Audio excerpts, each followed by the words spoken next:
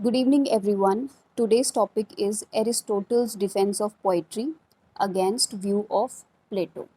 तो जब हम एरिस्टोटल के बारे में पढ़ते हैं तो हमें पता होना चाहिए कि उनके गुरु थे प्लेटो और उनके स्टूडेंट थे अलेक्जेंडर द ग्रेट। ये टॉपिक लिटरेरी क्रिटिसिज्म का है और एरिस्टोटल से एग्जाम में क्वेश्चन आते ही आते हैं।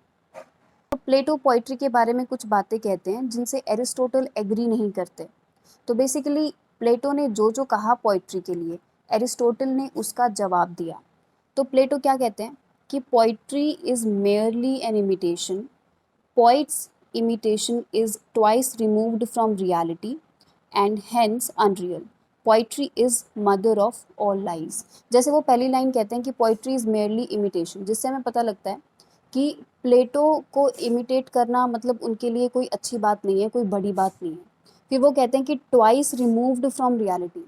इस चीज़ को प्लेटो एक एग्जाम्पल दे करके समझाते हैं। वो एग्जाम्पल है चेयर और कारपेंटर का, कि जैसे कारपेंटर चेयर का कंसेप्ट, डिज़ाइन, साइज़, कलर सब अपने माइंड में पहले सोचता है, फिर उसको एक फिजिकल फॉर्म देता है। तो पहली रियलिटी माइंड में क्रिएट हुई और दूसरी बाहर जो फिजिकल फॉर्म मिला। और जो पेंटर है वो क्या करेगा, जो उसके सामने चेयर है वो उसको पेंट कर देगा, यानी जस्ट उसने कॉपी कर दिया। तो इसी पेंटिंग को वो पोइट्री से कंपेयर कर रहे हैं, तो इसलिए उन्होंने पोइट्री को ट्वाइस रिमूव्ड फ्रॉम रियलिटी कहा है। अब इसके ऊपर एरिस्टोटल क्या कहते हैं? एरिस्टोटल कहते हैं कि agrees that poetry is an imitation but a creative imitation. Poets create something new by imitating reality. Therefore, he placed a poet higher than a philosopher or historian. यहाँ पे ये कहना चाहते हैं कि जब पोइट कोई पोइट्री लिखेगा तो वो पोइट्री उसके एक्सपीरियंस पर बेस्ड होगी।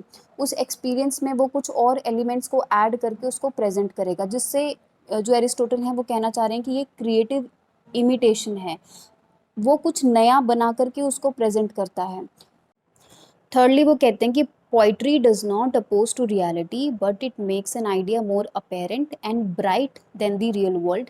कि जो पोइट्री है वो रियलिटी को अपोज नहीं करती, लेकिन वो उस आइडिया को, उस रियलिटी को अपेरेंट मतलब कि और क्लियर और ब्राइट रिप्रेजेंट करती है। तो इस तरह से एरिस्टोटल इसको डिफेंड करते हैं। So next, Plato blamed poetry for bad influences like morally, intellectually and emotionally. Secondly, he says that does not teach morality. मतलब पोइट्री जो है वो मोरालिटी टीच नहीं करती है, वो इंटेलेक्चुअली उसको स्ट्रॉन्ग नहीं करती है और इमोशनली भी वीक करती है अकॉर्डिंग टू प्लेटो। अब इस चीज़ को डिफेंड करने के लिए एरिस्टोटल कहते हैं कि जो आर्ट का जो फंक्शन है ना, is to provide aesthetic delight, pleasure provide करना, कम्युनिकेट एक्सपीरियंस, इमोशंस को एक्सप्रेस करना और लाइफ को एज अ होल रिप्रेजेंट करना। तो वो कहते हैं कि it should never be confused with the functions of ethics which is simply to teach morality. कि एथिक्स और फिलोसफी का काम है मोरालिटी टीच करना, ये आर्ट का काम नहीं है। Next, Plato charged poetry for losing the mental ability of reasoning and being more emotional, that is, it rules the intellect. वही बात वो फिर से कह रहे हैं कि इंटेलेक्ट के ऊपर रूल करने लगते हैं इमोशनल चीज़ें। एबिलिटी ऑफ रीजनिंग मतलब कमज़ोर करती है पोइट्री, इमोशनल उसको ज़्यादा करके फिर इंटेलेक्ट काम नहीं करता। इस बात पर एरिस्टोटल डिफेंड करते हैं बाय थ्योरी ऑफ कैथारसिस। जैसे कि किसी मूवी में हम कोई ट्रैजिक सीन देखते हैं तो हम इमोशनल हो जाते हैं उस सीन को देख करके, क्योंकि उसमें जो करेक्टर होता है ना, अगर उसके साथ कुछ भी गलत होता है या बुरा होता है तो हम उसको सिंपैथाइज करते हैं। तो according to Aristotle, they undergo this process, they cleanse of the excess of emotions. मतलब कि ये एक पॉजिटिव इम्पैक्ट डालती है उन पे, जो उनके अंदर एक्सेस ऑफ इमोशंस हैं वो रिलीज़ करते हैं, उनको एक रिलीफ मिलता है और उसके ऊपर से वो स्ट्रॉन्ग बनते हैं। कभी भी उनकी लाइफ में जब रियल सिचुएशन आएगी तो वो उसको और स्ट्रॉन्गली रिस्पॉन्ड करेंगे। At last, Plato being an idealist believed in art for life sake. और जो आर्ट फॉर लाइफ सेक मतलब कि मतलब मोरालिटी टीच करनी है, इंटेलेक्ट बेसिस पे होना चाहिए, इमोशनल चीज़ें नहीं होनी चाहिए।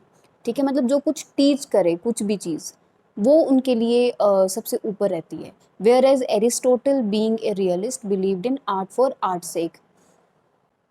तो ये क्वेश्चन भी आया था कि आर्ट फॉर आर्ट से किसने कहा है, तो ये एरिस्टोटल ने कहा है। आर्ट फॉर आर्ट से मतलब जैसे उन्होंने पहले भी कहा कि आर्ट का जो पर्पस है is to provide aesthetic delight, express emotions and life को एज अ होल रिप्रेजेंट करना, ठीक है।